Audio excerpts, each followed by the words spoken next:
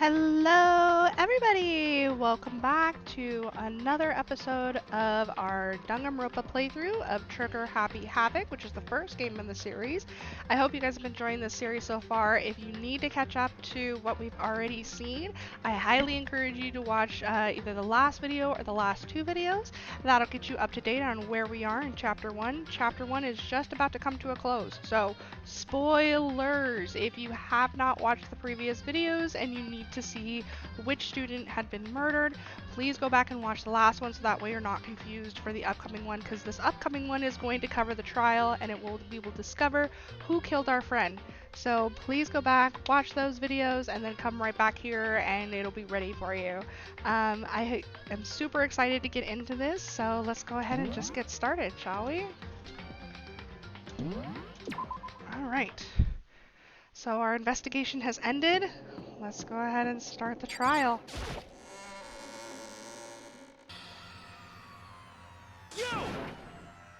You're late, Makoto. We've all been waiting for you.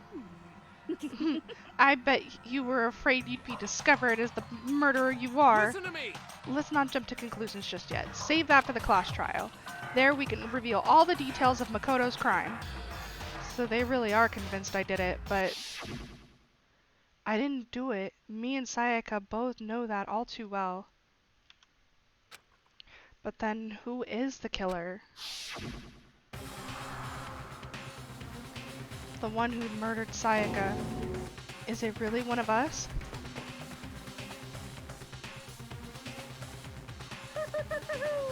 Is everyone here? Okay then. Please board the elevator in front of you, which will transport you to the courtroom, where all your fates will be decided. I'll meet you all down there. I'll be waiting.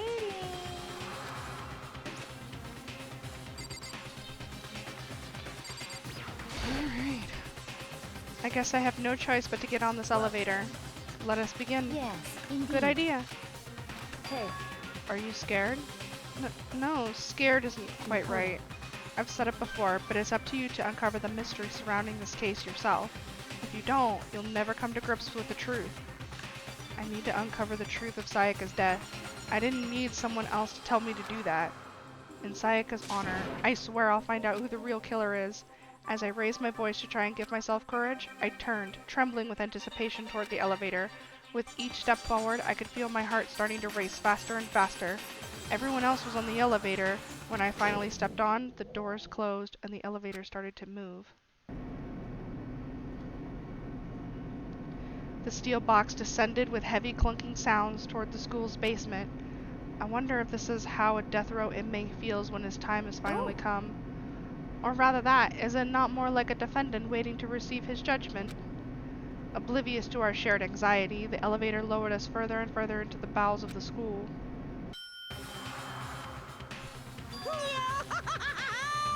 You finally arrived!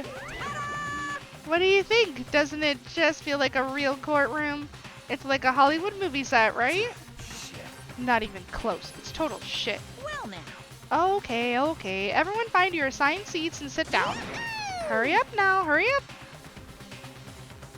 We did what he said and found our seats. The seats were arranged in a giant circle.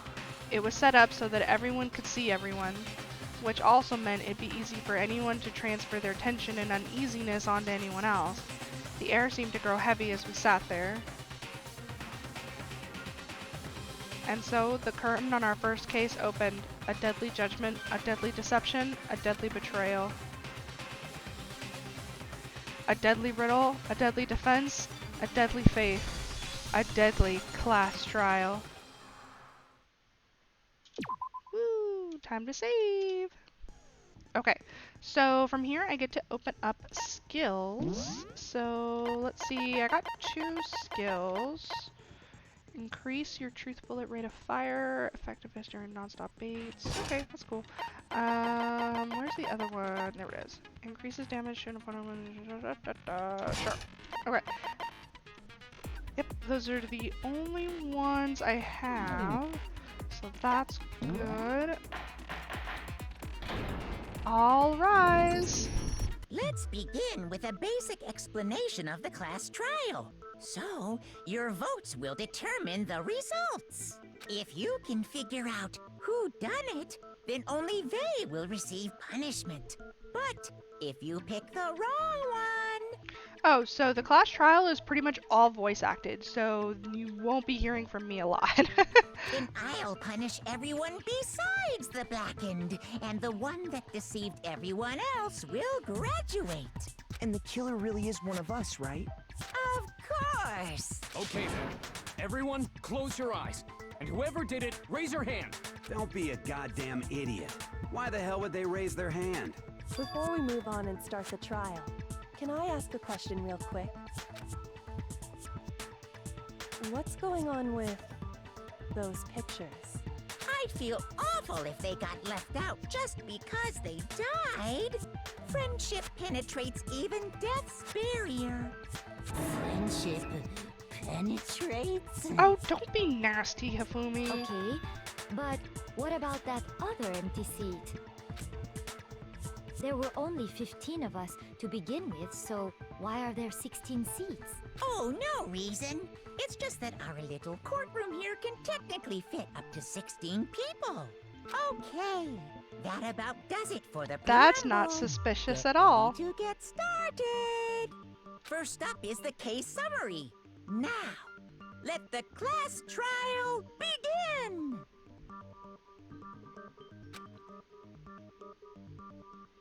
It's about to begin the debate to decide who we think the killer is.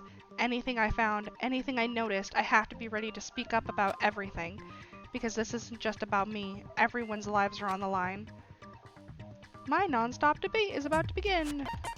Sure, just so you guys can kind of understand how the minigame starts. So as things progress during each class trial, you will engage in a number of non-stop debates. During these discussions, characters will speak one after another without pause. It's up to you to unearth any lies or contradictions buried within their statements. What this means is that you'll have to use your truth bullets to refute what they say. Any relevant truth bullets you found during your investigation will be loaded into the truth cylinder. So use the left button, or use the mouse to aim and then fire with the left mouse button. Pay close attention to each character's statements and use your truth bullets to blast the right ones. Note that if you run out of time, you will automatically fail, so please be careful. They give you plenty of time, so it's not a big thing. If you press the escape key during these arguments, you can review the controls. Well then, good luck and have fun. So what I think I'll do is, obviously I've played through this game many times. I know what most of the answers are. So what I'll do is I will let each non-stop debate session play out, and then on the second playthrough, because it repeats itself until basically time runs out, then I will I'll move forward with the story once the entire debate goes all the way through the end, just so you guys are like, you have the full story and I'm not like cutting it off because I already know what the answer is.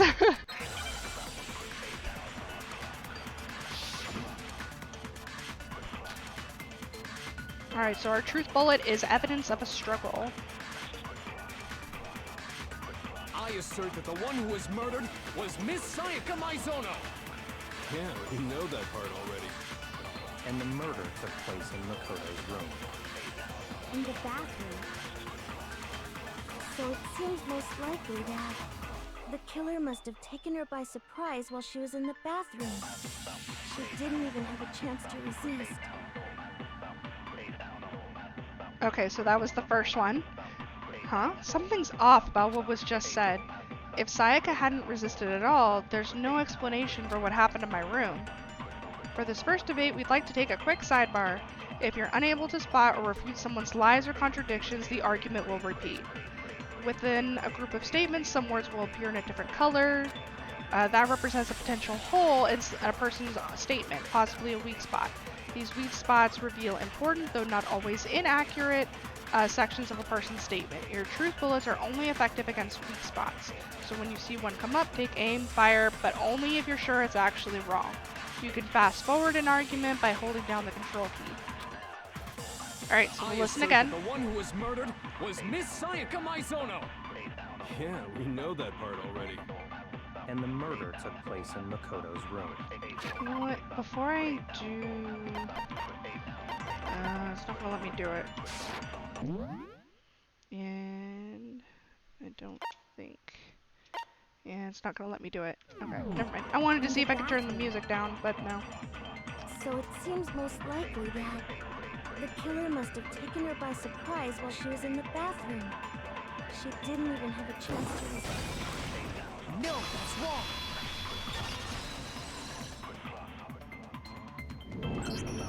Just a second, Chihiro. Try to remember how my room looked. With the way things had been damaged, I think we can definitely assume there was a struggle. A struggle? Between who and who? Between Sayaka and the killer, of course. So you're saying Sayaka wasn't caught by surprise in the bathroom? She must have been attacked in the main room first. Then, she ran to the bathroom to try and hide. The killer followed her in, and that's where they finished the job. That much should have been obvious after taking one look at the scene. It shouldn't even need explaining. Sorry. Okay, so what's next? Next is the subject of the murder weapon. Wow, this is starting to sound like a real trial. You catching on quick there, Hifumi. We need to determine what was used to kill Sayaka.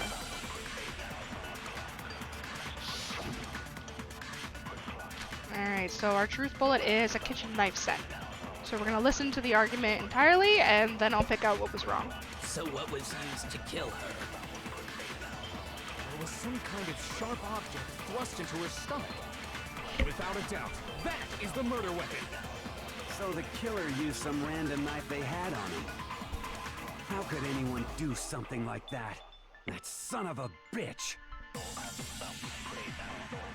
Because the object that was thrust into Sayaka's stomach, it was almost certainly the knife that had disappeared from a certain location. So what was used to kill her?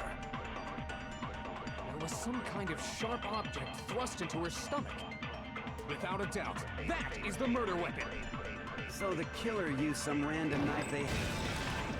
No, that's wrong.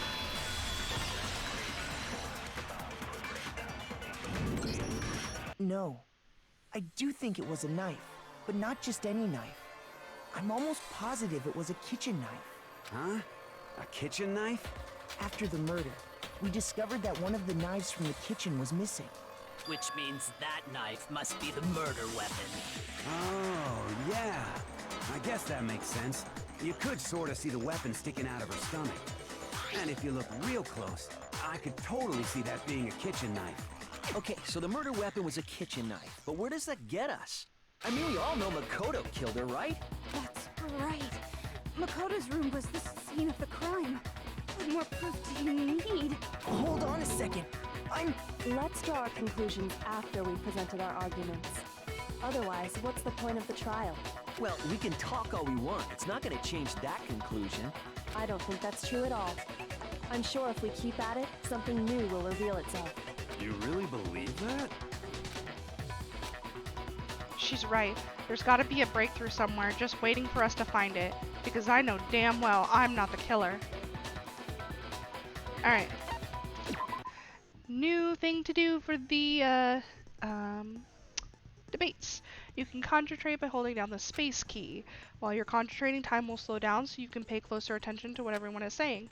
On top of that, it'll study your aim, making it easier to target potential weak spots.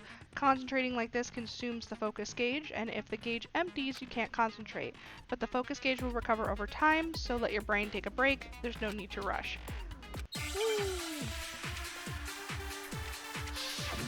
Alright, what's our truth bullet? Hina's account. So I guess there's no question that the kitchen knife was the murder weapon. But where does that get us? Makoto must have taken it from the kitchen, right? He did it in secret, when nobody was in the dining hall. And then he went and stabbed Sayaka with it. So he really did do it. Yes, and it's been decided. We've reached the end. Some way to prove I didn't take the knife. The person who was in the dining hall last night should be able to do it. So I guess there's no question that the kitchen knife was the murder weapon. But where does that get us?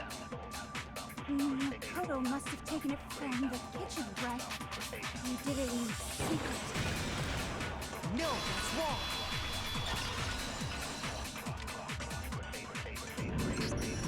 Okay, wait. Hold on. I didn't take the knife from the kitchen. Next you're gonna say you're not the killer, right? Go ahead and say it all you want. Well, what if I have a witness? What do you think, Hina? Huh? Remember what you were telling me earlier? Well, I went to go get some tea from the kitchen last night and all the knives were still there, but when I finished my tea and went back into the kitchen to wash my glass, one of the knives was gone. So you're saying the knife disappeared while you were drinking your tea in the dining hall? Yeah. Just to be perfectly clear, the knife disappeared while you were in the dining hall, correct? Yeah, that's right. And at any point while you were there, did you ever see me come into the dining hall?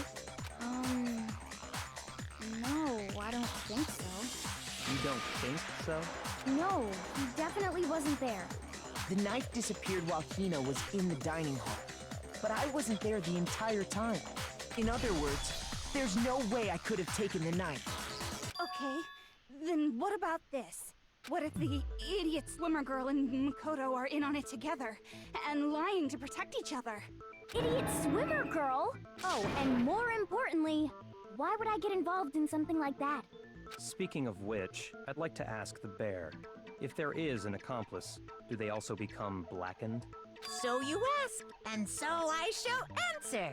Each murder is allowed to have an accomplice, but only the one who does the killing will get to graduate. So in other words, two people can work together, but one of them has no chance of profiting from it. Then there's no way anyone would work together, right? But what if they did work together, and they just didn't know about the rule? Good grief! Enough already! No, okay? There are no accomplices in this case! Oops! Did I say that out loud? Anyway, I didn't go to the dining hall, and I didn't take the knife. So I'm not the killer. Okay, so then, who did take the knife? Hina seems the obvious candidate. After all, she just said she was in the dining hall. No way! I swear it wasn't me! Sure, but can you or anyone else prove that? I can. That's right. Sakura was with me the entire time I was drinking my tea.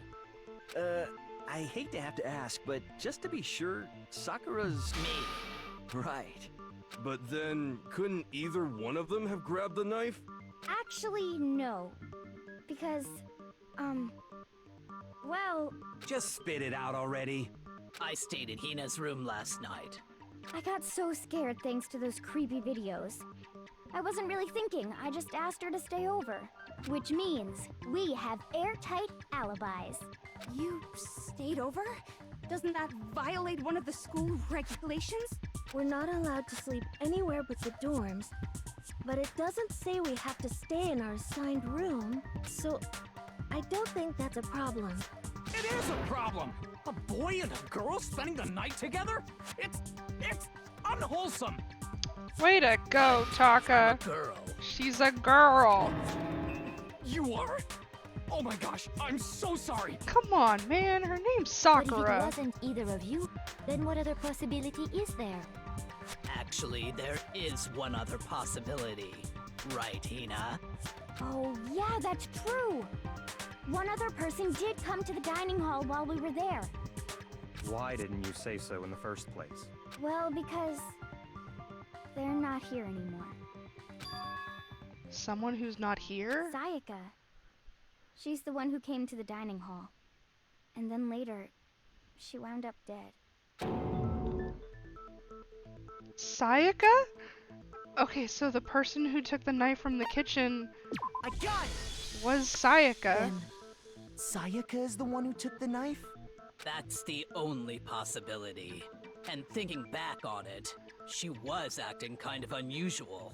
When she came into the dining hall, she didn't even look at us. She just went straight to the kitchen.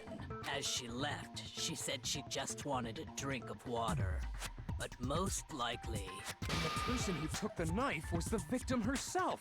I'm sure I'm sure she just took it for self-defense. So you're saying the knife she took was then taken from her, and she was killed with it? In that case, you may not have taken the knife, but you still could have killed her.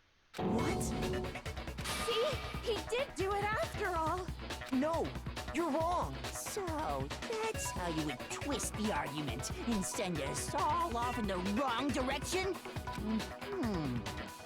You possess a most terrifying talent. Damn, if I don't do something, they're gonna blame me for the murder.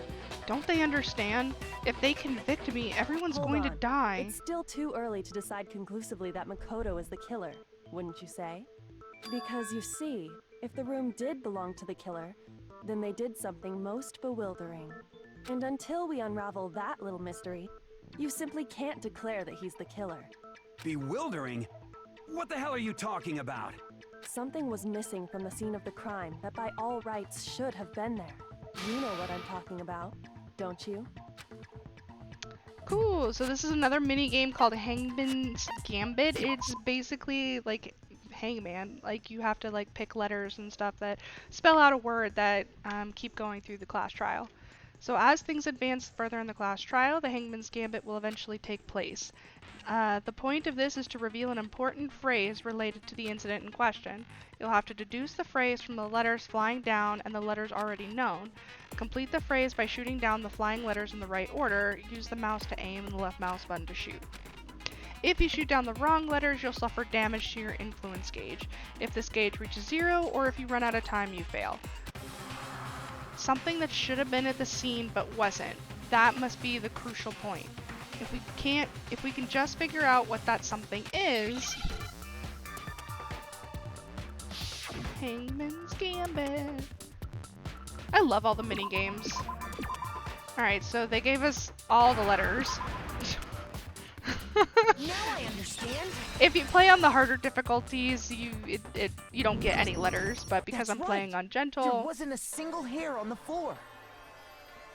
So, the culprit removed some evidence? Yes. And if I were the culprit, why would I need to get rid of all the hair in my own room? It wouldn't be unusual at all to find my hair at the crime scene if the crime scene is in my room. The reason all the hair was gone was to remove any trace that Sayaka had ever been there. That makes sense, does it not? No. If that were the case, they would have had to do something about the body itself, not just her hair. Ha ha ha! Yes, very true, very true. Okay, then why wasn't there any hair on the ground? The killer got rid of it all, of course, to remove any trace that they had ever been there. Wait, then that means... Precisely. It's simply beyond reason to believe that the room's owner and the killer are one and the same. Then, Makoto isn't the culprit? Are you sure we can decide something so important based solely on the absence of some hair? No. There are other reasons that prove why Makoto couldn't have done it. I would like to hear these reasons. Do you remember anything remarkable about the bathroom at the scene? Sayaka was attacked in the main room first, then fled into the bathroom, right? Yeah, then they ran after her, got into the bathroom, and stabbed her. And how did the killer get into the bathroom? Did they have any trouble with it? What do you mean? It's fairly certain that the killer had some trouble getting into the bathroom. There was clear evidence left behind. Do you remember, Makoto? the killer struggled getting into the bathroom, and the evidence that proves this is the object the killer broke. They broke the doorknob. I got it! Evidence that the killer had trouble getting into the bathroom. You're talking about the doorknob, right? Huh? The doorknob? What doorknob? The doorknob for my bathroom. It was completely broken. See how the top part was unscrewed? And the doorknob's about ready to fall off? Oh yeah, true.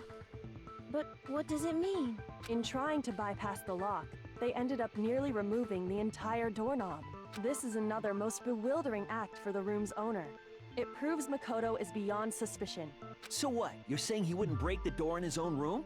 But if the only choice you have is to break it, you break it. There's nothing bewildering about it. You still don't see? Okay then. Let's take another look at how the incident unfolded. Hopefully that will help you understand.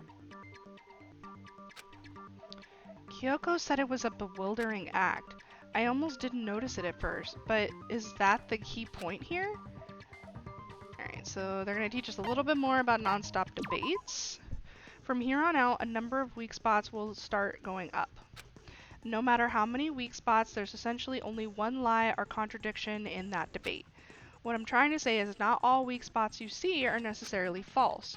Use a truth bullet on the wrong one, and not only will you fail to refute what they said, but you'll also lower your trust with everyone and your influence gauge will take damage.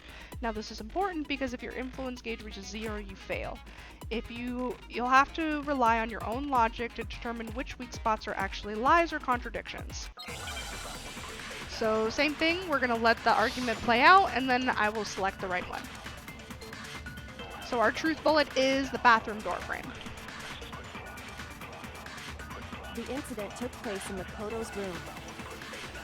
Sayaka was first attacked in the main room. She then fled into the bathroom. Then the killer ran after her. And they got into the bathroom. At that point, the killer had to try and bust down the door, because Sayaka had locked it. And finally, the culprit had Sayaka cornered. And to finish the job, they stabbed her with the kitchen knife. It was you, wasn't it, Makoto? Admit it. We already know the answer. It's not because the door was locked. No, there's a different reason entirely. The incident took place in Makoto's room. Sayaka was first attacked in the main room. She then fled into the bathroom. Then the killer ran after her. And they got into the bathroom. At that point, the killer had to try and bust down the door, because Sayaka had locked it. No, what's wrong?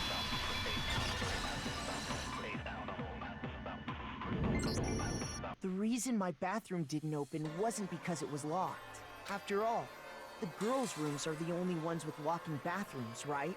Yes, now that you mention it, that is true. Then why didn't your bathroom door open? Because it was stuck. Huh? What are you talking about? My bathroom door doesn't fit in the frame quite right. Monokuma over there can testify to that. Yup, true as true can be. But you know, you're supposed to be the ultimate lucky student, right? But to have such a cruddy door, that's not lucky at all. So the reason the door didn't open was just because it was stuck. But the killer didn't know that and assumed it was locked. So they tore apart the doorknob to get in. Okay, but then why would the killer even think the door was locked in the first place? Everyone should have known you can't lock any of the boys' bathrooms. The killer could easily make that mistake, thanks to one important detail about the scene of the crime. The killer was convinced the bathroom door was locked, so they didn't know that the door actually couldn't be locked. In other words, the important detail about the scene of the crime that they didn't know was that the crime took place in my room. The killer must not have realized that it was my room. What? Are you saying the culprit didn't even know where he was? That's inconceivable. And yet, he's absolutely right. Say what? Well, to be more specific, what the killer didn't know was that Makoto and Sayaka had switched rooms, which is what led to the misunderstanding about the bathroom. If Sayaka had been in her own room, then there would have been a lock on the door, and they would have had to break through. So they had no idea how unnecessary their actions were. ultimately, we can't know if it came open by force or simply by accident. But the killer must have been considerably confused, with no idea how they actually got the door opened. Regardless, it was a pointless act. Wasting time trying to break down a door that wasn't locked is... definitely something I wouldn't do, since I would have known exactly why it wasn't opening, right? That is a definite possibility. So the killer would have to be someone who didn't know they'd switched rooms?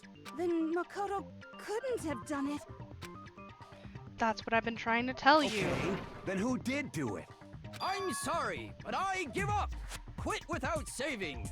But what happens if we can't decide on who we think did it? Well, why don't we just vote right now? Majority rules. That's stupid, Taka. Majority rules? You really think that's a good idea? Yeah, our necks are on the line here. Someone seriously needs to do something. For serious. Does no one have any other thoughts or questions? It does not matter how trivial they may seem. Oh, as a matter of fact, I do have one question. Oh, you don't gotta sound so disappointed. Really, Celeste? It's fine, it's fine. Just ask your question. Oh yeah. Okay, so, well, I was just wondering, how did the culprit get into Makoto's room in the first place? Yes. How did the killer get inside? Maybe Sayaka just dropped the key somewhere and the culprit picked it up. That's possible, right? I don't think so. That seems way too convenient. Then maybe someone picked the lock? Negative! If you remember, Monokuma made it quite clear that the locks are all unpickable. Fine. How about this? The killer got in the easy way. They could have knocked and said they wanted to talk or something, and Miss Maizono just let him in. No, that can't be it either. Oh, trying to argue against me? Sounds like someone doesn't know his place. Hello? Why exactly can't that be it? Because she asked me to do something in particular because of how frightened she was. That's the answer right there. There's no way Sayaka let someone in because that was the whole reason we were switching rooms. I got it! Because Sayaka was already scared, remember? That's why she asked me to switch rooms in the first place. The same goes for you, Sayaka. No matter who it is, don't open your door for anyone. Even if I'm sure it's you, I absolutely won't open it. Otherwise, what's the point of even switching? Knowing what she'd been through, I just can't believe she would have opened the door for anyone. What if her being scared was a lie? Huh? Well, what the hell is that supposed to mean? Why would she lie about something like that? I know you don't want to consider it, but look at this and tell me. Can you still deny the possibility? There's something I want to talk to you about, just the two of us. In 5 minutes, come see me in my room. Check the nameplates to make sure you don't get the wrong room, okay? I found a notepad during my search, and I shaded in the top sheet with a pencil. And these are the words that appeared. Oh man! I've totally seen people do that on detective shows. When you write, it can leave an imprint. Sketch over the next sheet of paper, and you can see the words. When I saw that, I was like, holy crap! I better make sure I rip the paper out before I use it from now on. It's a pretty old-fashioned technique, but even the classics can be surprisingly useful sometimes. Oh, and I should also mention, I found the notepad on the desk in Makoto's room. Huh? Which means only someone who had been in Makoto's room before the incident could have written it. Then either it was Makoto who lived there, or Sayaka who switched rooms for a single night. So, Makoto, did you write this? No, I didn't. But Of course you didn't, because the note also bears a perfectly legible signature. Sayaka's signature. Then that note, Sayaka wrote it. But why? Why would she write that? The note was likely her way of getting in touch with a certain someone. She must have slid it under their door to let them know she wanted to meet with them in secret. If you got an invitation like that from the ultimate pop sensation, what young man could resist? Oh, Hifumi, you're so disgusting. I'm only into 2D, so it wouldn't have any effect on me. Oh, you're such a liar. But can we be sure anyone even got this note? And honestly, even if they did, I do not think they are at all involved in what happened. Huh? What makes you say that? Would you like to hear what I have to say? Obviously, Very well then. Celeste. Pay attention. Alright, what's our truth bullet this time? Dorm and nameplates. Okay. Sayaka and Makoto switched rooms, correct? But in the note, the place they were asked to come to, it specifically says my room. I see. So if someone read that note, then they would have gone to Sayaka's room. Exactly. The room that Makoto was staying in. So in other words, even if someone did read the note and did what it said, they would not have any connection to what happened. It certainly would seem that way. The killer went to my room instead of Sayaka's, and the reason for that, it has to be because of what got switched between mine and Sayaka's room. Sayaka and Makoto switched rooms, correct? But in the note, the place they were asked to come to, it specifically says my room. I see. So if someone read that note, then they would have gone to Sayaka's room. Exactly. The room that... No, what's wrong?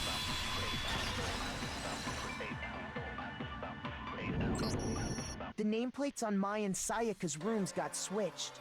They got switched? That's right. The nameplates got switched, just like the rooms themselves. As a result, the nameplate on Sayaka's room actually had Makoto's name. And the nameplate on Makoto's room had Sayaka's. So what you're saying is, the room Sayaka was staying in was actually marked as her room. Then, if someone did do what the note said, they would end up at Makoto's room where Sayaka was. Plus, their rooms are right next to each other, so switching the nameplates would be no problem. And the one who switched the names was...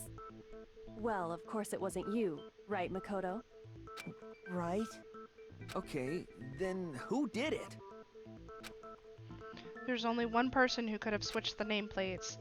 The only person who knew we had switched rooms.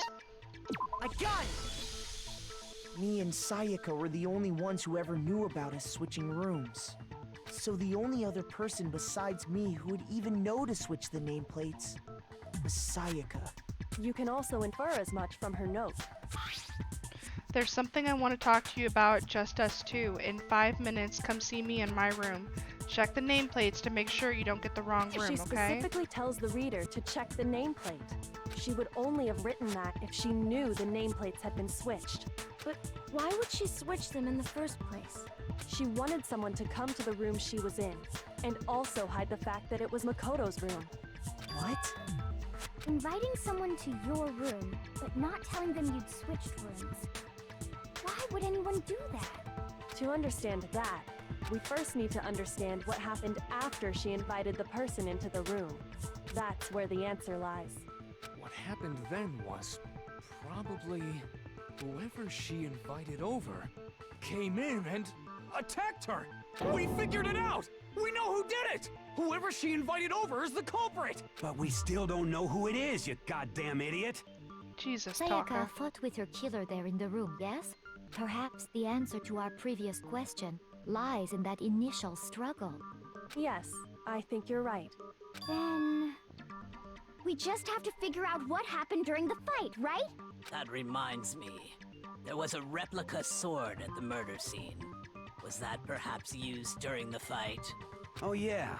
What's the deal with that sword? Sayaka suggested I should hold on to it. I thought it might come in handy if I had to defend myself. It seems pretty likely that the killer used it to break Sayaka's right wrist. How the hell could you possibly know that's what broke her wrist? The real reason I know Sayaka's wrist was broken with the fake sword is because when you look at her wrist, there's no doubt. There is... yeah. I got it! All you have to do is take a good look at her broken wrist, and it should become pretty clear. Right there where her wrist is all swollen. There's something glittery there. See? Is that gold? It sure is. Specifically, the gold coating from the replica sword. You barely have to touch that stuff, and it'll stick right to you. And there's some on her wrist because... I got it! Because she got hit with the sword, right there on her wrist! I see. And so the truth draws ever closer. All right, then it's about time to solve this mystery. what happened in my room and what led to Sayaka's death. That's what we need to make clear. Alright, a little bit more about the debates. Starting with the next debate, I'll start loading multiple truth bullets into your truth cylinder, but just like with the weak spots, only one of those bullets can actually refute the proper statement. So in other words, from here on out, you'll have to combine the right truth bullets with the right weak spots to refute each statement. If you come up with the wrong combination, you'll take damage to your influence gauge. You can press Q to rotate the cylinder and choose which bullet to fire. Press and release the Q key to cycle through each bullet, or you can use the mouse wheel. By the way, if the logic difficulty is set to kind, fewer bullets will be loaded into the cylinder. For our purposes this time, the logic difficulty will be set to mean. Well then, good luck, have fun. Okay. So, let's see what our truth bullets are. Replica sword sheath, kitchen knife set, and replica sword. Okay. When the fighting broke out, the culprit grabbed the sword. And that's when the first blow was dealt. A sword-based sneak attack. And that's what broke Miss Maizono's wrist. So, she tried to fight back. She grabbed the kitchen knife she had hidden away. But then the culprit took that from her too. And they killed her with it. And that's exactly what happened. If the person with the sword really did attack first, then there's no explanation for how a certain part of the sword got damaged. When the fighting broke out, the culprit grabbed the sword, and that's when the first blow was dealt.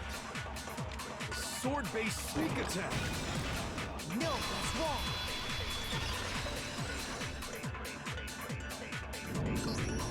Actually, no. I don't think the fight started with the sword. Why not?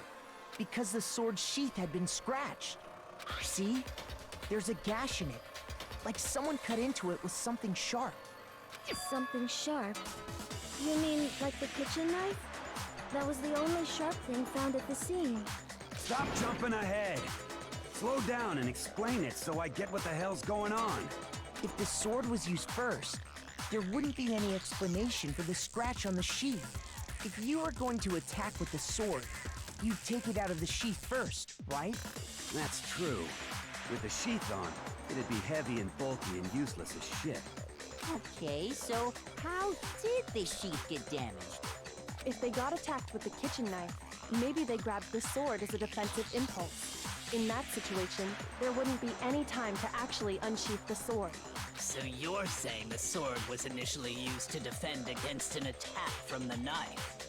Which means whoever had the kitchen knife was the one who attacked first. I think I get it! So here's how it all played out. The culprit came in, found the kitchen knife hidden there somewhere. Then they took the knife and attacked Sayaka before she knew what was happening. So she grabbed the sword to defend herself. But then the culprit took that from her too. Then, after they broke her wrist with the sword, they took the knife and finished it. Sorry, but I don't think Sayaka used the sword to defend herself. What? How the hell can you not think that? Because she never held the sword at all. There's a certain part of her body that makes this clear. The part of her body that shows she never used the sword. If you wanted to use the sword, which part of your body would have touched it? I got it! You're talking about her palms, right? The palms of her hands were perfectly clean, so I don't think she ever picked up the sword. How can you know that just by looking at her palms? Like I said before, the gold coating on that sword comes right off. All you have to do is touch it. In fact, if you look, you'll notice that a lot of the gold has already come off the handle. It's safe to assume that's because whoever used the sword got some of it on their hands. There's really no way she could have picked it up and come away completely clean. Maybe she washed her hands after she escaped into the bathroom.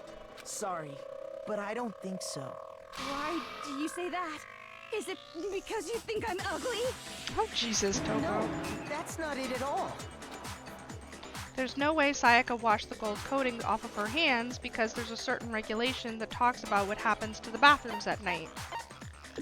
Water was off. According to the Monokuma file, Sayaka's time of death was around 1:30 a.m. In other words, at nighttime. And the water in the bathroom shuts off at nighttime, right? Oh, I didn't know that. Actually, I haven't taken a shower here yet. Oh, my. You're no different. You smell like a big, fat, ugly donkey. I'm not sure whether to take that as an insult or a compliment. Clearly an insult. Insult, obviously.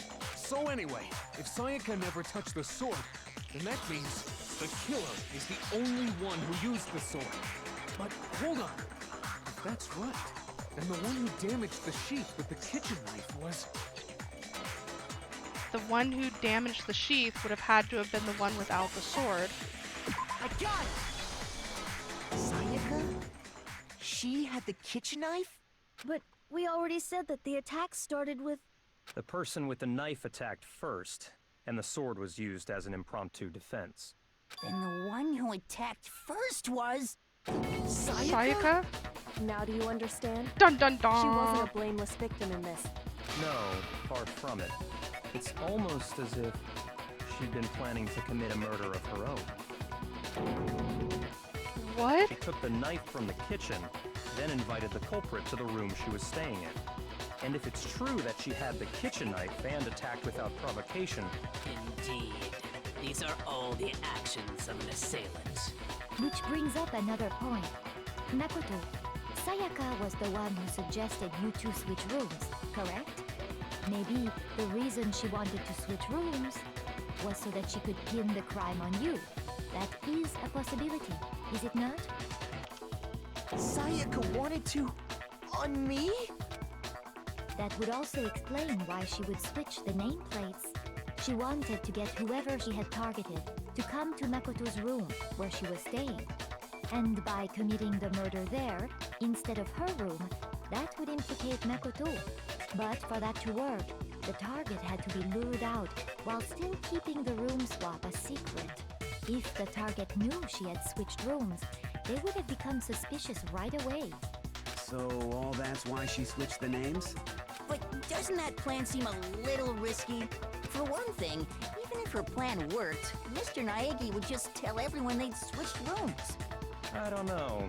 I'm not sure our soft-hearted Makoto is capable of that kind of cutthroat behavior. I'm sure Sayaka realized the same thing, which is why out of all of us, she asked him to switch rooms. Plus, she was the ultimate pop sensation. A totally forgettable kid. Or a national superstar. Who are you more likely to believe? Wait, then you're saying she had this all planned out? Holy shit! But in the end, her plan backfired. She launched her attack with the knife, then found herself under attack in turn. That must be when her wrist got broken, and she was forced to drop the knife. The tables were suddenly turned on her, and she died at the hands of the one she'd planned to murder. Just hold on! That can't be true! Because...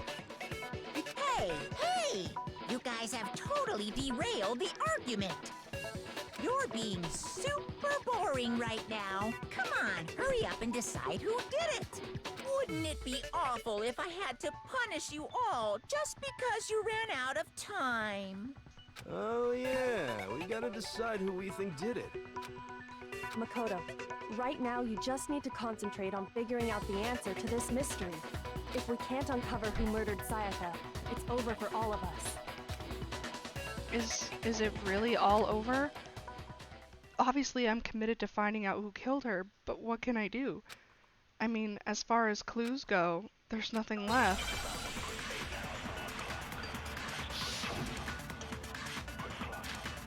Alright, dying message is our bullet. It's easy just to say, hey, decide who did it. But there just aren't any more clues, right? Very well. Then let's review all the clues we've found up to this point one more time. Do we really have time for all that? Die! Die! If we don't do something, we're all gonna die! There's still one clue left, I'm sure of it. Sayaka left it on the wall she was leaning up against. It's easy just to say, hey, decide who did it. But there just aren't any more clues, right? No, it's wrong.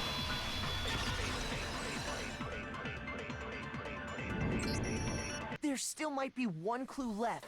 Sayaka's dying message. Dining? Wait, what did you say? The dying message. She wrote something on the wall behind her, remember? 11037. Written in her own blood. There must be a clue about the killer hidden in there. Well, before we get too far into that, I need to ask, can we really be sure that Sayaka is the one who wrote it? There's no question that Sayaka wrote that message, and I can prove it. I got it! Her left index finger had blood on it. That could only be because she used that finger to write the message. I see. She broke her right wrist during the fight, so she'd have to use her left hand to write. Sure. I think we can all agree Sayaka wrote it. But still, what the heck do those numbers mean? 11037? Hey, Chihiro. You're a computer nerd or whatever, right? You should know all about numbers and shit. No, that's not... Yes, I'm a programmer, but I don't see any kind of meaning in these numbers. Of course. It's because they're not numbers. Oh, yeah, it looks like... Huh? What? No, it's just... look at the numbers, assuming they're not numbers. Don't these first two, 1-1, look less like two numbers and more like one letter? Ah, you're right. The connecting line is barely there, so I assumed it was 1-1, but looking at it now, you could also read it as an N. Whoa, you might have finally just said something worth a shit. Our little grin cells are really getting excited now. But even if that really is an N, N037, doesn't make any more sense than before. Damn it, it's no use. I just don't know. Rotate the image 180 degrees. Huh? Rotate it? I think maybe I see something. Oh my God. Now I see. She wrote down the killer's name. You just shot past the clue part and right onto who did it. So, whose name did she write? Whose name did she write? If you turn her message 180 degrees, it should become crystal clear. Whose name did she write? Oh no. Aha! Here's my answer. It was The key to Leon! solving this mystery was simply to rotate the writing 180 degrees. If you turn the message around, it becomes the letters L-E-O-N. L-E-O-N. Or more accurately, Leon! What the hell are you talking about? It's just a coincidence. It's just a bunch of random squiggles that happen to look like my name. No, it's not random at all. She wrote that message on the wall behind her as she was leaning up against it. In that position, she couldn't move to write normally, and had to write upside down, as it were. And as a result, when you look at it standing in front of her, it ends up getting flipped. Try it for yourself if you want. Write something sitting like her, and the letters will be inverted. That sounds like one hell of a stretch to me. I'm the killer? You can't just go and say shit like that. If you're not the killer, then why did you try to destroy the evidence? Huh? You know what I'm talking about, right, Makoto? The evidence Leon tried to get rid of? The evidence that Leon tried to get rid of. It's that thing I found on the ground in front of the incinerator. It is the shattered crystal ball. Oh, wait. Shoot! I thought it was... Oh, no. Okay, I remember what I remember. Where is it? It's the burnt shirt piece. There we go. I got it! You mean The burnt shirt piece I found laying on the ground by the incinerator, right? As the killer stabbed Sayaka, they must have gotten some of her blood on them. And to dispose of the shirt covered in the victim's blood, they threw it into the incinerator. But one piece burned off and got left behind. And the killer didn't notice. If they had, they most certainly would have panicked. Isn't that right, Leon? But is one scrap of fabric enough to conclude that Leon is guilty? Yeah, I mean, Leon's not the only one wearing a white button-up. That's right. There are plenty of other people here with shirts like mine. With just that one little charred piece, there's no way you can say for sure who it belongs to. You're right. That alone isn't enough. But there are some other points that may reveal the truth. Are you finally starting to understand? The answers to all the riddles are right here. Yeah, I think so. The burnt remains of the button-up shirt, which the killer wasn't able to get rid of. There's something about it we need to pay attention to in order to figure out who's responsible. It's gotta be how it was disposed of. If you look closely at how the shirt was disposed of, we should be able to figure out who the killer is. Oh yeah, that's a good point. I think I know what you're gonna say. You can't reach the incinerator without opening the gate in front of the trash room, right? And obviously, you wouldn't be able to hit the switch to turn it on either. You'd need the key to get in, and the one with the key was the person on cleaning duty. So the killer had to be whoever was in charge of taking care of the trash, right? Interesting. No, that's wrong. There was another way to use the incinerator without being the one on cleaning duty, and that's exactly what proves Leon is the real killer. Alright, let's listen to the arguments. Our truth bullet is the shattered crystal ball. The key to the trash room. Whoever was on cleaning duty must have had it, right? So the only one who could get to the incinerator was the person in charge of the trash? And you'd have to get close to the incinerator in order to destroy the evidence. Which means the only possible suspect is whoever had the trash room key. Okay, so the person who would have had the trash room key was... Huh? Me? No!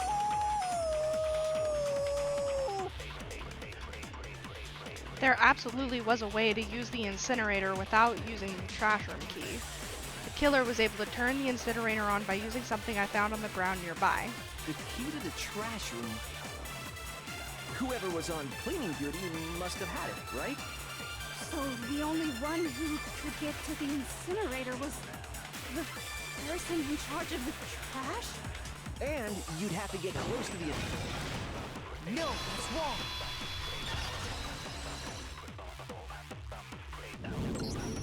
Hold on. I think I know how someone could dispose of the evidence without using the trash room key. But if you can't get past the gate, you couldn't possibly turn on the incinerator, could you? Yes, you could. If you used this. What is it, some kind of glass ball? It's busted to hell. Actually, it was supposed to be a crystal ball, But how would you use it? The killer had to use the glass ball in a certain way, which was to throw it. I got it! The killer simply took aim at the incinerator switch and threw the ball through a gap in the gate. All they had to do was hit that switch, and the incinerator would come to life. Someone threw that through a gap in the gate? Remember what you said before, Hifumi?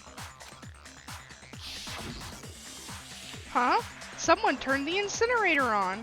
Very strange. I'm quite certain it was off the last time I was down here. Perhaps it was the work of a fairy. Hifumi had the key, so the only way the incinerator could have been turned on without his knowledge was because the killer was able to hit the switch without opening the gate. Once they got the incinerator going, all they had to do was ball up the shirt and toss it in. Hey, come on! What the hell is this? All you have to do is look at the scene to know that the killer never actually went inside the trash room. The shards of broken glass, the incinerator left running, the piece of shirt that escaped the fire, If the killer had been on cleaning duty, the evidence would have been taken care of much more thoroughly. Wait, no, just hold on. But the distance from the gate to the incinerator has to be at least 30 feet, right? The pinpoint accuracy you'd need to throw a glass ball that far and hit something that small. Could someone really do that? That's right. There's no way. It'd be impossible. Difficult, absolutely. Impossible? I don't think so. Because the killer is... It wouldn't have been much of a challenge at all for the killer because he's the ultimate baseball star. Because the killer is the ultimate baseball star. Isn't that right, Leon? Do you have any idea how stupid you sound right now? A target 30 feet away would surely be little challenge for the ultimate baseball star. You can't be serious. I'm not the killer! These goddamn shipper brains have got it all wrong, I'm telling you! You still won't admit it? Okay then. Makoto, go ahead and review the incident one more time to make his crime perfectly clear. And with that, we can end this. Listen to me! What the hell do you mean, end this? Oh, I'm so sorry, Leon. Say what you want, Leon. But all the questions have been answered, and the truth has been revealed. Now here's what happened. The closing argument is about to begin. Alright, so now they're going to explain basically how you wrap up the trial. Every case has one last element to bring the class trial to an end. This is the closing argument. In this phase, you will complete a summary of the case. You'll have to reproduce the flow of events for the case in the form of a comic book. However, you'll notice that in the comic there are a number of pieces missing. It's up to you to complete the comic using the provided truth panels.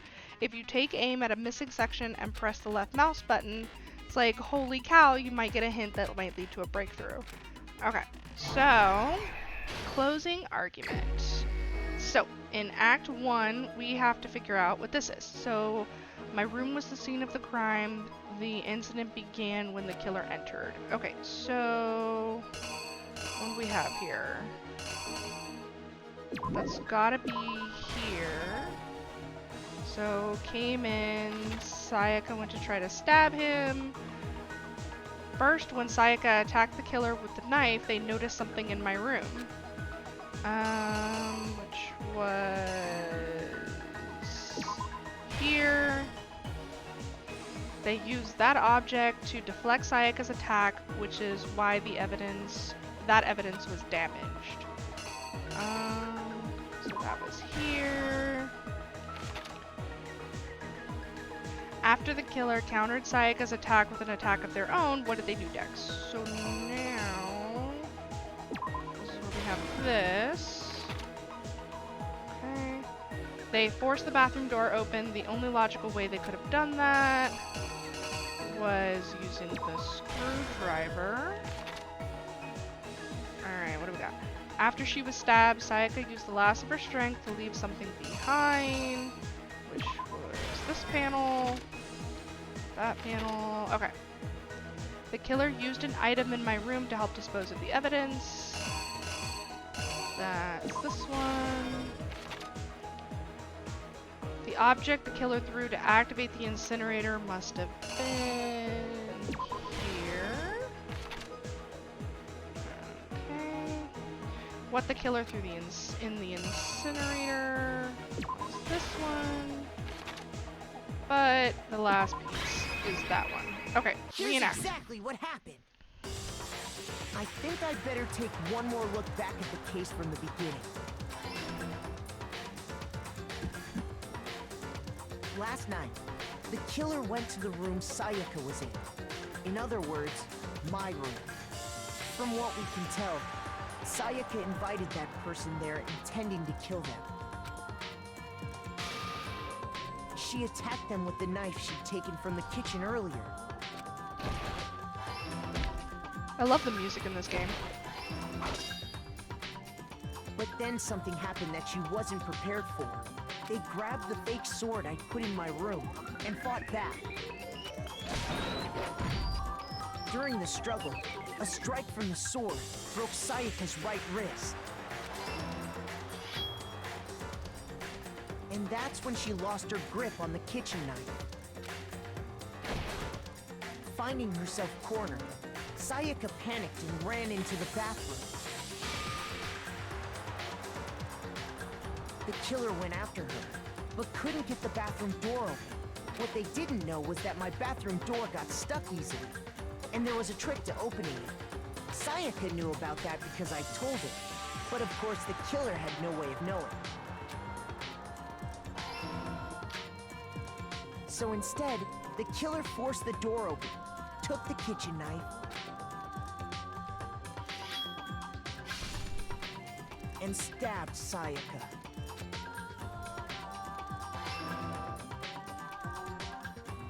But with what strength she had remaining, Sayaka left a dying message. To keep the killer from noticing, she wrote it on the wall behind her.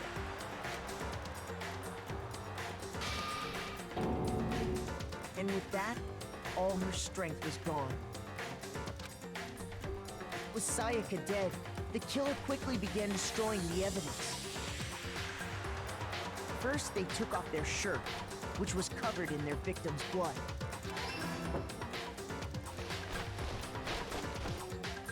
Then they took the lint roller in my room and cleaned up the entire area. They wanted to make sure they got rid of any trace they'd ever been there. Afterwards, the killer headed to the trash room to destroy their bloody shirt.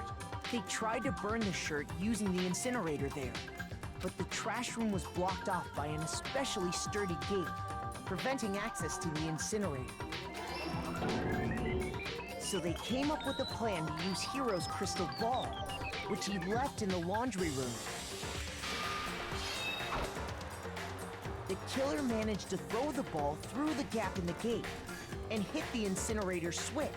For any normal person, that'd be an impossible throw. But the killer had the confidence to take a shot, and that's because the killer was the ultimate baseball star. The crystal ball, thrown with absolute precision, hit the switch on the incinerator, which then quickly roared to life.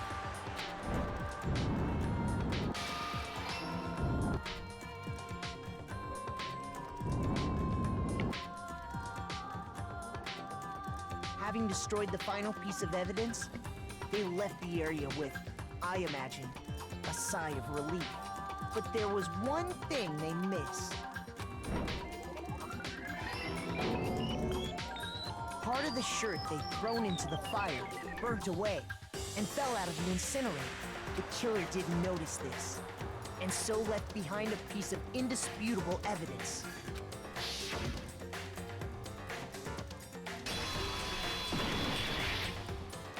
Isn't that right, Leon?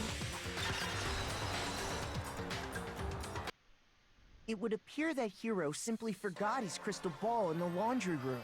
You went there to try and wash the blood out of your shirt, and that's where you saw it, right? Seeing the ball, you thought of a way to take care of everything. So, Leon, do you object to anything that's been said? Do I object? Hell yes, I object! Of course I do! I object! I object! I object! I mean, all of this is just a bunch of stupid theories! You need evidence! Where's the evidence? Without evidence, it's all bullshit! It's bullshit and I refuse to acknowledge it! Well then, I guess this is as good a time as any to present the evidence that proves you did it. Makoto, I believe you're in possession of that evidence. I have the evidence? Your first bullet time battle is about to begin. Yes. So this is another mini game that always happens at the end of every class trial. Sometimes during a class trial, your opponent simply won't hear what you have to say. Sometimes it can happen in the middle, but most of the time it happens at the end because obviously the person who did it doesn't want to like admit that they did it. When this happens, you will engage them in a head-to-head battle. We'd like to refer to this as a bullet time battle, aka BTB, by the way. During the bullet time battle, you want to destroy your opponent's statements in time with the rhythm. Match up your button presses with each tempo marker as they move across the screen to reach the center. Press the right mouse button to lock on to an opponent's statement.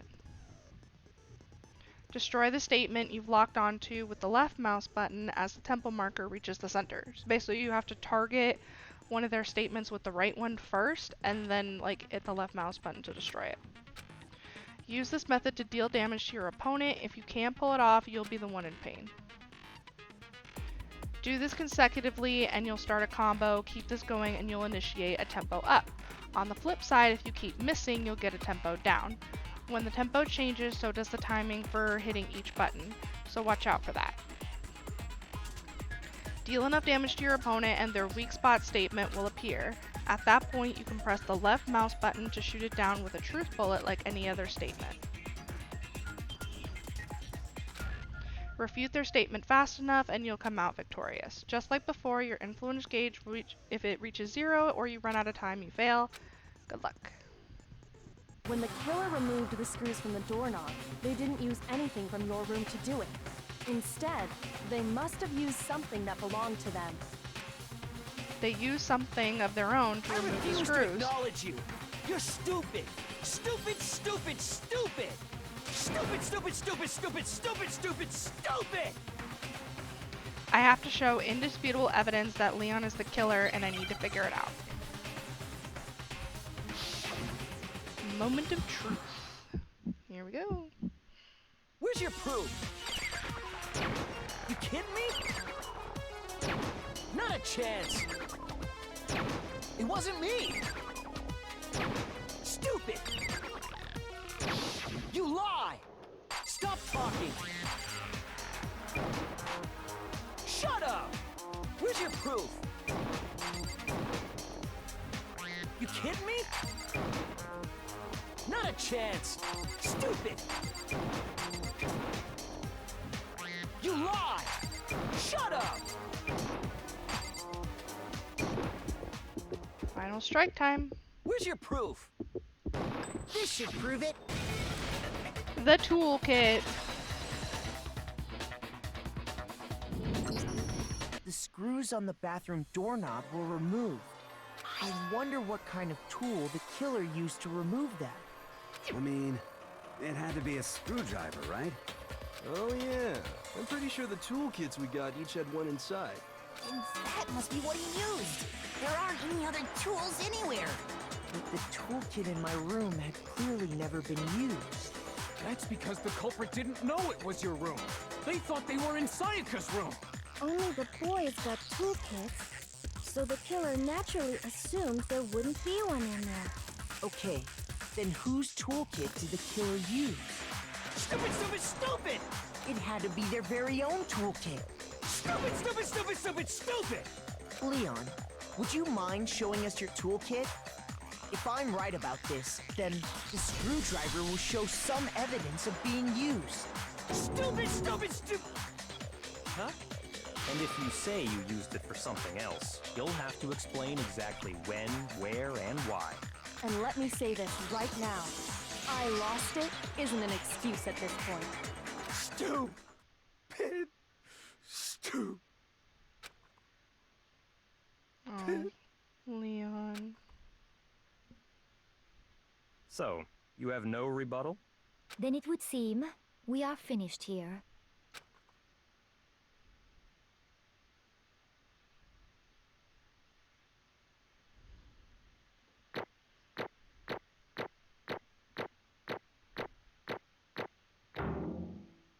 Oh, because I missed that one. Ah. Got 63 medals though. Looks like you've reached your verdict. Then are we ready to cast our votes? You all have a lever in front of you. Use it to make your selection. Oh, just to remind you all, make triple sure you vote for someone. You wouldn't want to be punished for something so minor, right? Okay, then let's get excited! Who will be chosen as the Blackened? Will you make the right choice? Or the dreadfully wrong one? What's it gonna be? What's it gonna be?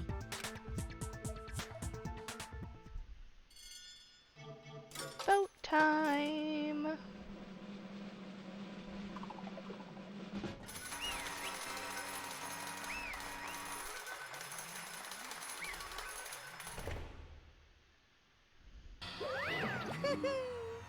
And this is where the voice acting stops. Uh-oh, it looks like you got it right on the money. The blackened, in this case, the one that killed Sayaka, was none other than Leon Kuwawara. Huh? Hey, hold on. Hold on a second. Leon, did you really kill Sayaka? But I don't believe You it. son of a bitch. Son of a bitch, what the hell is wrong with you? I didn't have a choice.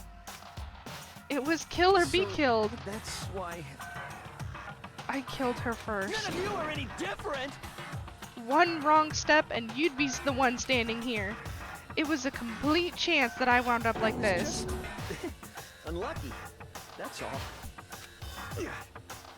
Hey, come on! You expect me to just accept my death? Everything's become clear. The decision we made was right after all. But when I think about it, honestly, I'd be better off if we had been wrong. Because if what we came up with really is the truth, then that truth is that Sayaka was trying to frame me. But even if that's true, I can't say she was wrong. After all, the mastermind, it's all because of that video. Even I couldn't handle what I saw in there. If I was her and the video actually had something to do with me, I can't even imagine. Now we're trapped here with no way out. They're probably waiting for me. why? I can't afford to be stuck in here. The one thing that was more important to her than anything else, her dreams, her friends. To have to see something like that happen to them, and Sayaka. I did whatever it took to reach that dream. I mean, even some things that weren't so pleasant. And that's why Sayaka, for the friends that meant so much to her, that's why she betrayed me.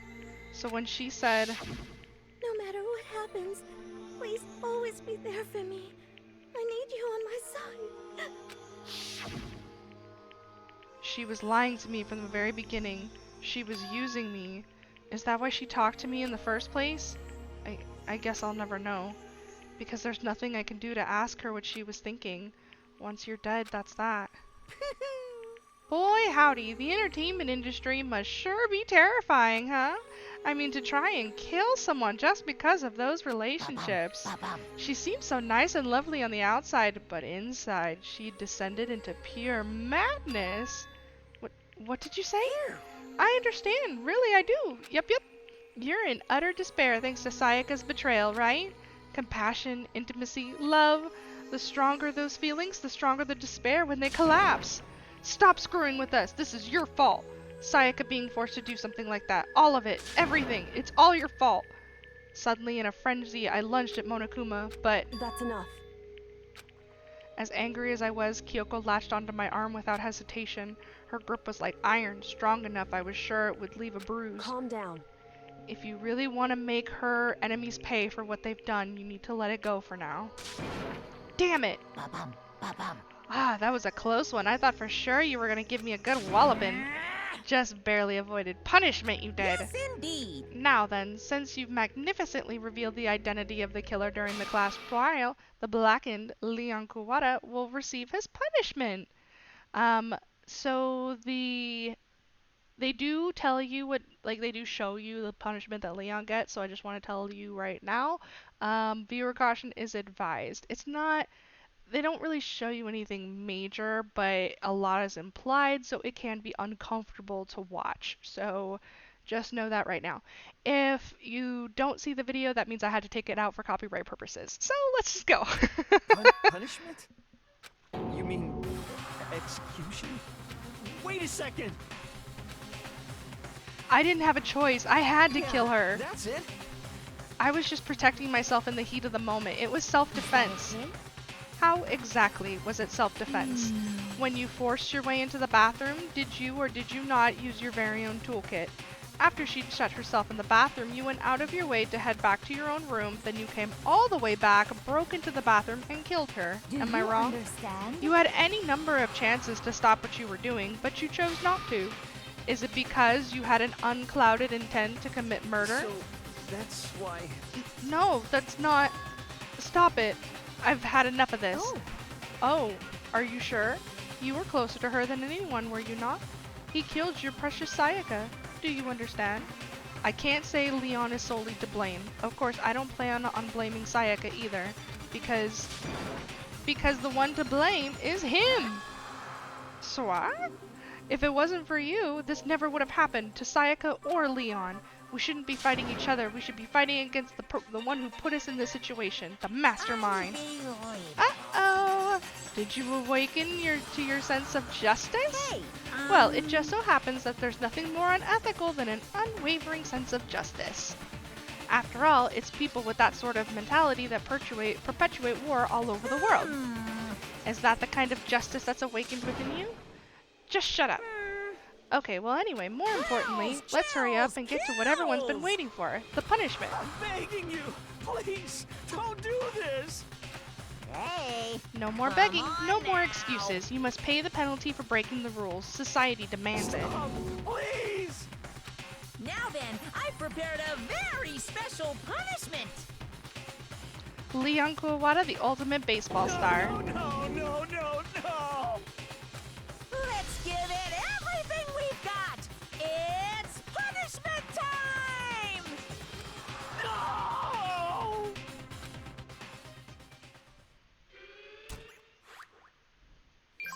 So yeah, if you're not seeing the video here, something was probably taken out for copyright.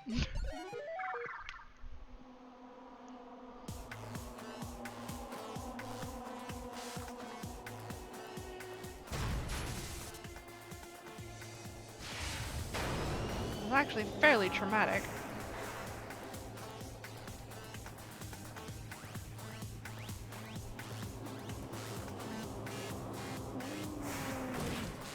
Oh. Oh no. Oh no. Oh no.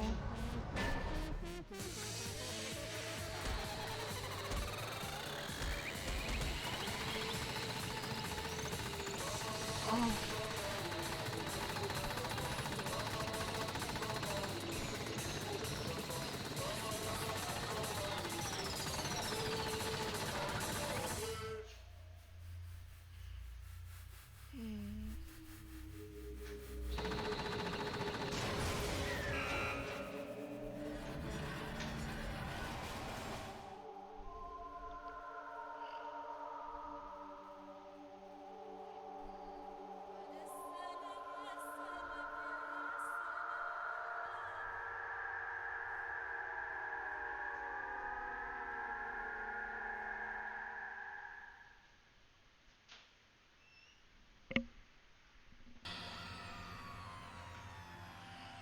What we saw, that was the true face of despair. I mean, if we can't call it that, what else could we call it? Extreme! Man, my adrenaline is pumping right out of control.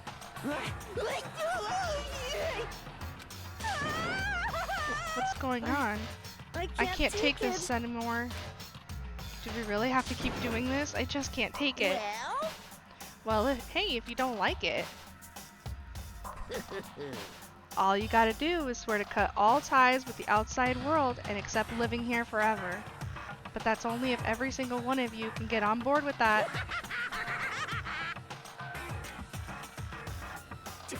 Damn you! Man, fuck you. Why the fuck are we doing this evil shit to us? Evil, you make it sound like I'm some dark, awful secret society type of guy. Or in this case, a dark, awful secret society type of bear. Well... So, why are you putting an upstanding young citizen like me through such a grueling ordeal? It seems like you're trying to use some common sense to make sense of something that doesn't make sense. That's like trying to put a mile on a scale. I just don't think it's possible. Hey, I don't think what you're saying and what I'm saying quite fit together. Shit. You piece of shit. I don't know who you are, but I'm gonna pound your ass into the ground. You must really hate me to get so angry, huh? But if you do that, you're barking way up the wrong tree. What happened, happened. Because more than Because more than one of you decided you wanted to get out, right? No matter how much time passes, you can't cut free from your regrets of the outside world. You're to blame. Of course we can't cut free of the outside world, being trapped in this insane place. You're trapped, are you? Well, I'm sure once you learn all the mysteries of this school, your thinking will change for sure. You'll think, boy, isn't it wonderful how we all get to live here forever? What does this mean? What are you trying to say? I feel like there's some deeper meaning hidden there, just like before. Kills! Chills! Kills! Anyway, let's get to the Blackened's punishment. That's what everyone is waiting for after all. Hey. When you say everyone, who exactly are you referring to? Sorry, I've said everything I've got to say. I need to save some of the fun for later. And just like that, he was gone. He left us there, overwhelmed by a nightmare turned reality. Even after he was gone, we stood there forever, unable to move. Actually, no, it wasn't that long, I think. Everyone just lost their sense of time. We were all too scared. Scared of being alone.